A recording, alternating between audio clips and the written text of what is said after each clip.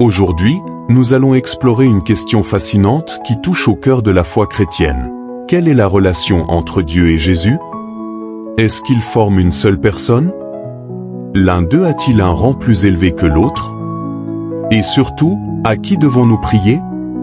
Cette discussion est non seulement pertinente, mais elle est essentielle à notre compréhension de la spiritualité chrétienne.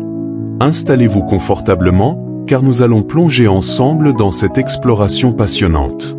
Nous scruterons les Écritures en mettant en lumière des passages clés qui dévoilent la nature divine de Jésus, son incarnation sur terre et son rôle de médiateur entre l'humanité et Dieu.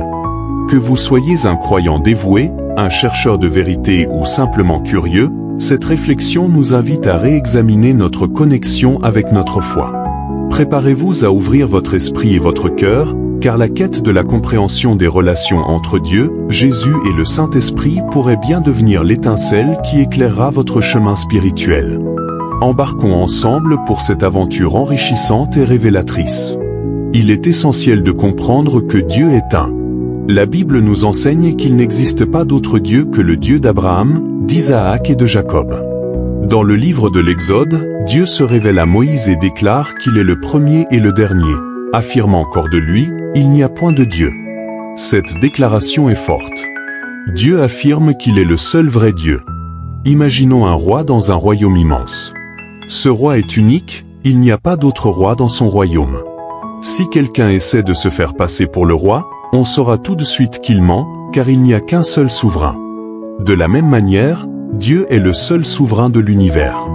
Un autre verset très révélateur se trouve dans Ésaïe, où il est dit qu'avant lui, il n'a point été formé de Dieu, et après lui, il n'y en aura point. C'est lui qui est l'Éternel, et hors de lui, il n'y a point de sauveur. Cela montre que Dieu est non seulement unique, mais aussi le seul capable de sauver. À cause de cette unicité, Dieu a donné le deuxième commandement, « Tu n'adoreras pas d'autre Dieu que moi ». Cela signifie que nous ne devons pas créer des idoles ou vénérer des faux dieux. Les représentations de Dieu que l'on trouve dans différentes religions sont vaines. La Bible déclare clairement que les dieux des nations sont tous des nullités. Ils ne peuvent pas nous sauver, car ils ne sont pas réels. Mais ici, il y a un mystère qui nous intéresse beaucoup. Bien que Dieu soit un, il se manifeste en trois personnes, le Père, le Fils et le Saint-Esprit. Ce n'est pas trois dieux différents, mais une seule essence divine qui se révèle sous trois formes. Pensez à l'eau.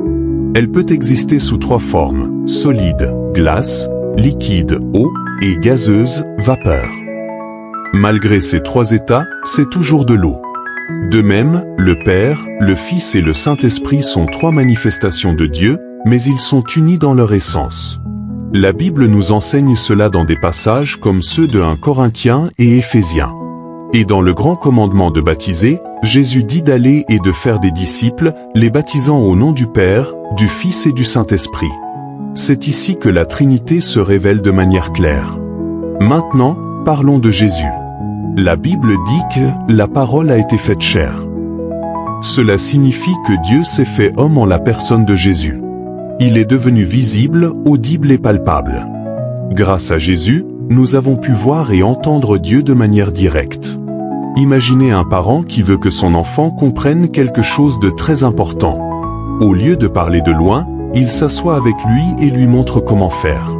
C'est exactement ce que Dieu a fait avec Jésus. En envoyant son Fils, Dieu a voulu se rapprocher de nous pour nous montrer qui il est. Jésus a un rôle essentiel dans notre salut. Il est mort sur la croix pour expier nos péchés et nous racheter à grand prix. Par sa mort, il nous a offert une nouvelle vie. Pour être sauvés, il faut faire appel à lui. En Jésus, nous avons un libre accès au Père. Cela signifie que nous pouvons nous adresser à Dieu directement. Pensez à un enfant qui veut parler à son père.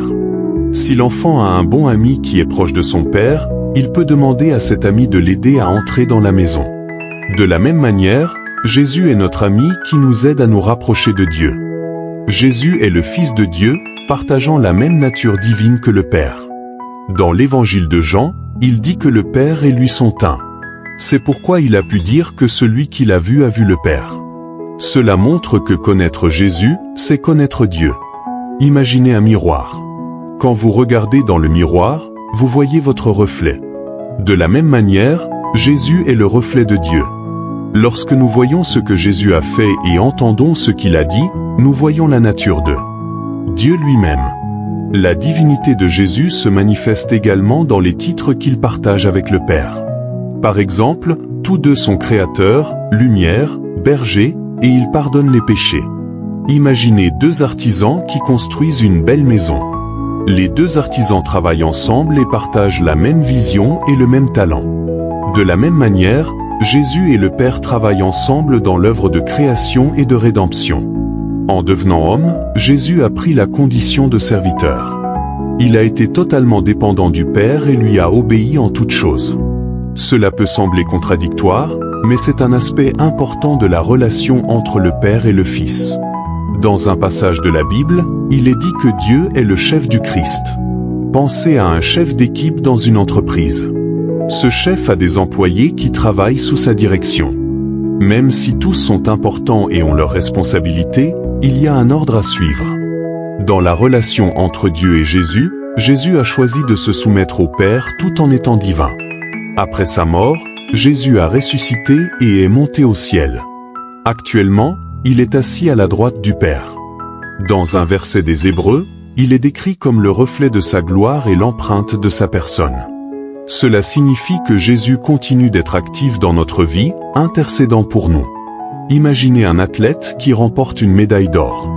Une fois qu'il a remporté la victoire, il est honoré et célébré. Jésus, après sa résurrection, a été glorifié et lui a été donné tout pouvoir dans les cieux et sur la terre. Nous ne pouvons pas parler de Dieu sans mentionner le Saint-Esprit. Le Saint-Esprit est aussi une personne divine, mais sa mission est différente de celle de Jésus. Il est notre consolateur et notre guide. Il nous aide à comprendre les Écritures et à prier. Pensez à un GPS dans une voiture. Lorsque nous sommes perdus, nous pouvons le consulter pour nous montrer le bon chemin.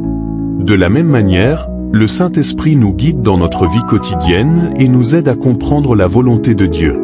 Maintenant, venons à la question de la prière. Jésus a enseigné à ses disciples à prier le Père dans la prière du Notre Père.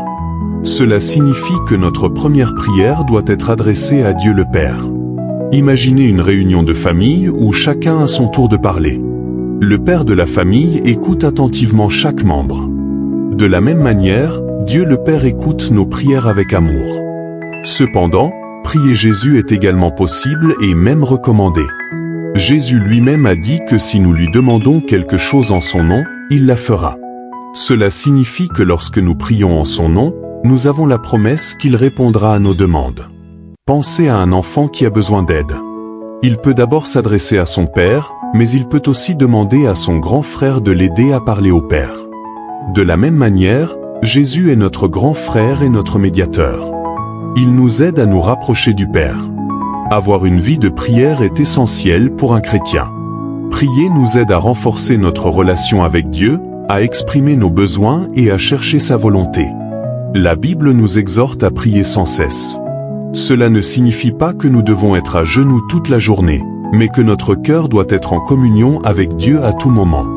Imaginons un téléphone portable. Nous l'utilisons pour rester en contact avec nos amis. De la même manière, la prière est notre moyen de rester en contact avec Dieu. Plus nous prions, plus notre relation avec lui se renforce. La relation entre le Père, le Fils et le Saint-Esprit est celle de l'amour et de l'harmonie. Jésus dit que lorsque le Consolateur viendra, il rendra témoignage de lui. Cela montre que le Saint-Esprit vient du Père et témoigne de la divinité de Jésus. Imaginez une équipe de musique. Chaque membre a son rôle, mais tous travaillent ensemble pour produire une belle mélodie. De la même manière, le Père, le Fils et le Saint-Esprit travaillent ensemble dans notre vie et notre salut. Les premiers chrétiens ont également réfléchi à cette question de la relation entre Dieu et Jésus. Des pères de l'Église comme Augustin et Athanase ont écrit sur la nature trinitaire de Dieu. Ils ont soutenu que, même si le Fils est soumis au Père, cela ne diminue en rien sa divinité. Au contraire, leur relation est fondée sur un amour parfait et une unité qui transcende notre compréhension humaine. La doctrine de la Trinité, bien que parfois difficile à saisir, est un élément fondamental de la foi chrétienne. Elle nous aide à comprendre comment Dieu interagit avec nous. Le Père est souvent vu comme la source de toute création et de toute vie, le Fils comme le Sauveur qui a pris notre humanité pour nous racheter, et le Saint-Esprit comme le Consolateur qui habite en nous et nous guide. Dans l'Évangile de Jean, Jésus explique que le Saint-Esprit nous rappellera tout ce qu'il a dit et nous guidera dans toute la vérité. Cela signifie que, même si Jésus est monté au ciel, sa présence continue d'agir parmi nous grâce au Saint-Esprit. Pensez à un professeur qui, même après avoir quitté l'école, laisse ses élèves avec des leçons précieuses et des principes à suivre. C'est ce que fait Jésus à travers le Saint-Esprit. Pour illustrer cette relation, prenons l'exemple d'une famille. Chaque membre a un rôle unique. Le père est le pourvoyeur, la mère est souvent le soutien et l'encourageant, et les enfants apprennent de leurs parents tout en apportant de la joie et de la nouveauté à la dynamique familiale. Bien qu'ils soient différents, ils sont unis par l'amour et le respect. De la même manière, le Père, le Fils et le Saint-Esprit travaillent ensemble en parfaite harmonie pour notre bien. Alors, à qui devons-nous prier? La réponse est simple. Nous prions au Père, par le Fils, avec l'aide du Saint-Esprit.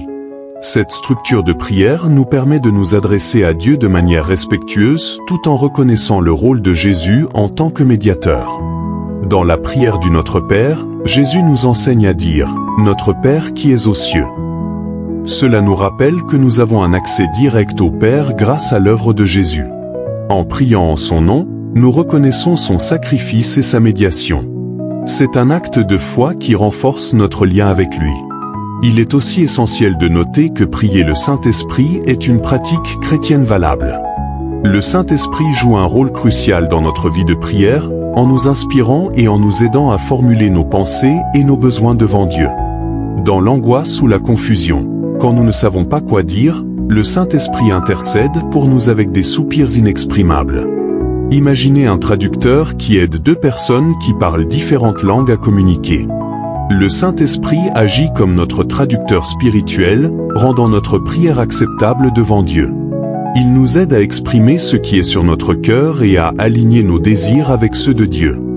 Le livre des Actes des Apôtres montre les premiers chrétiens en train de prier ensemble, demandant la direction du Saint-Esprit dans leurs décisions.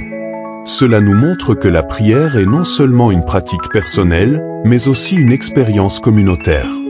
Les chrétiens ont toujours compris l'importance de prier ensemble, cherchant la sagesse et l'unité dans le corps de Christ. En somme, la relation entre Dieu et Jésus est celle d'un amour parfait et d'une unité dans la mission de salut. Dieu est le Père, Jésus est le Fils qui s'est incarné pour nous sauver, et le Saint-Esprit est notre guide et consolateur. Chacune de ces personnes joue un rôle unique, mais toutes trois sont unies dans leur essence divine. En comprenant cette relation, nous pouvons prier avec assurance, sachant que Dieu nous écoute, que Jésus intercède pour nous, et que le Saint-Esprit nous aide à prier comme il se doit. Cela renforce notre foi et nous encourage à grandir dans notre relation avec Dieu. Alors, la prochaine fois que vous priez, souvenez-vous de cette belle dynamique. Parlez au Père, au nom du Fils, avec l'aide du Saint-Esprit. Cela vous rapprochera non seulement de Dieu, mais aussi des autres, car nous sommes tous unis dans cette grande famille de foi. Que notre prière soit un acte d'amour et de gratitude envers notre Dieu, qui est à la fois un et Trinité. Amen.